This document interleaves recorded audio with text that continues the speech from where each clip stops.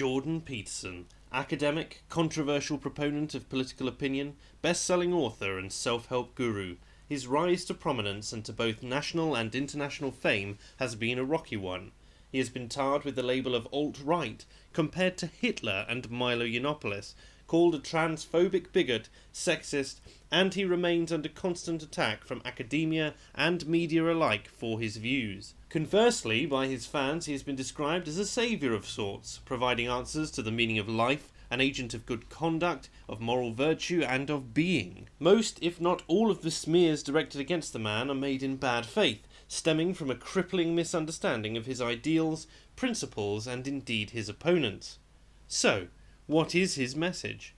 12 Rules for Life, An Antidote to Chaos, his #1 international bestseller, espouses much self-help advice that has been repeated ad nauseum by many self-help gurus over time.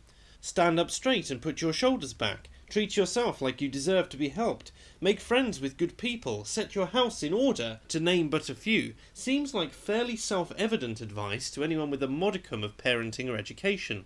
But Peterson maintains that behind his simple rules lies deeper truth. He berates his audience while simultaneously praising their potential. He attacks the values of modern doctrine and people flock to him. What is it about Jordan Peterson that is so appealing? Professor Peterson's message is direct and unforgivingly blunt. Life is suffering. Clean your room. We are so ungrateful. Yet he maintains that his message is not one of pessimism. In fact, it is a liberation to be told that despite the hardships you may endure, you can be better than yourself of yesterday. None of this is new, of course. Peterson looks to psychoanalytic philosophers such as Freud and Jung, to literary heroes such as Solzhenitsyn and Dostoevsky, to the Christian religious tradition, and to its critics such as Nietzsche to help inform his opinions. These messages go even beyond this, he claims, referring to great archetypal themes that have been burned into pages across the ages in many nations under many names in the enduring unutterable description of humanity. This seems to have become lost to memory in the minds of Westerners. In short, Peterson offers adversity. Professor Peterson talks a lot about balance, about the Taoist yin-yang, about straddling the line between order and chaos to progress, about the seeking of responsibility for oneself and one's peers. By extension, I will add that adversity can similarly be split into balance of the things that are fought for and the things which are fought against. We are told, currently, to fight for things in the West, but not against tangible enemies. Fight for your rights. Fight for Brexit. Fight for free speech. Most of these have already been fought for, and won. Those which are under attack are being defended, albeit with varying success.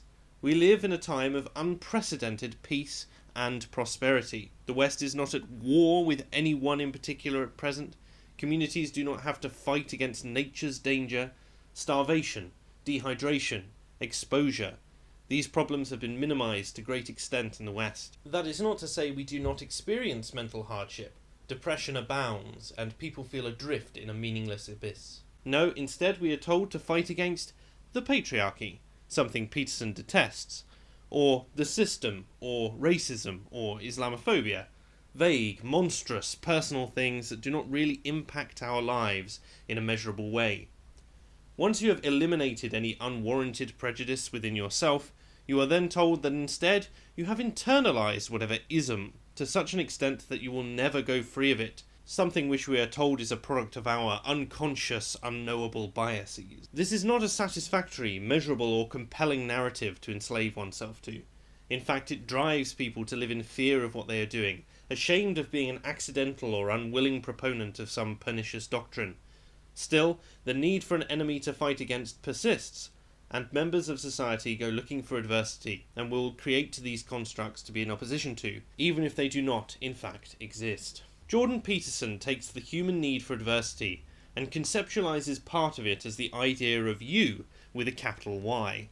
You now is the adversity that you must overcome to become you tomorrow, so that you can be a little better than today. He offers a religious idea lost since Nietzsche's so-called death of God, in secular language that describes a far older theme. We don't just need something to fight for, we need something to rally against.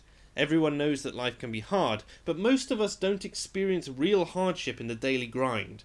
and I will qualify that by saying I'm talking in the historical sense compared to the rest of observable history.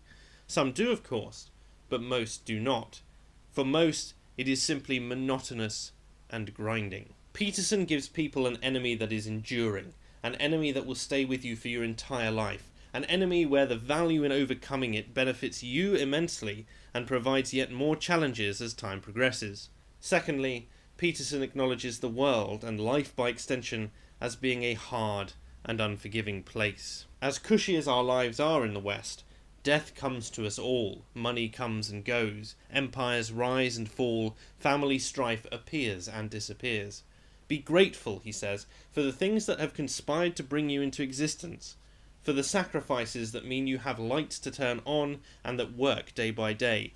Forge yourself into a weapon to combat the trials of life, the tribulations of suffering. Become a rock that can be leant on by those around you who are not as equipped for the harsh realities of life that come to us all. Peterson's messages resonate because they are at once deeply personal and cast the reader or listener into the role of a hero within their own life, capable of making strides not previously thought possible, of crafting meaning within what before appeared meaningless, and to alleviate the suffering of those around. A continuing narrative of self-improvement with yourself as the arbiter, able to slay the dragons, and to rescue your father from the underworld, as he so likes to put it. Professor Peterson's adversarial concept fills the void for many bereft of meaning, and I hope he continues to do so. This has been Not So Obvious, and have a great week.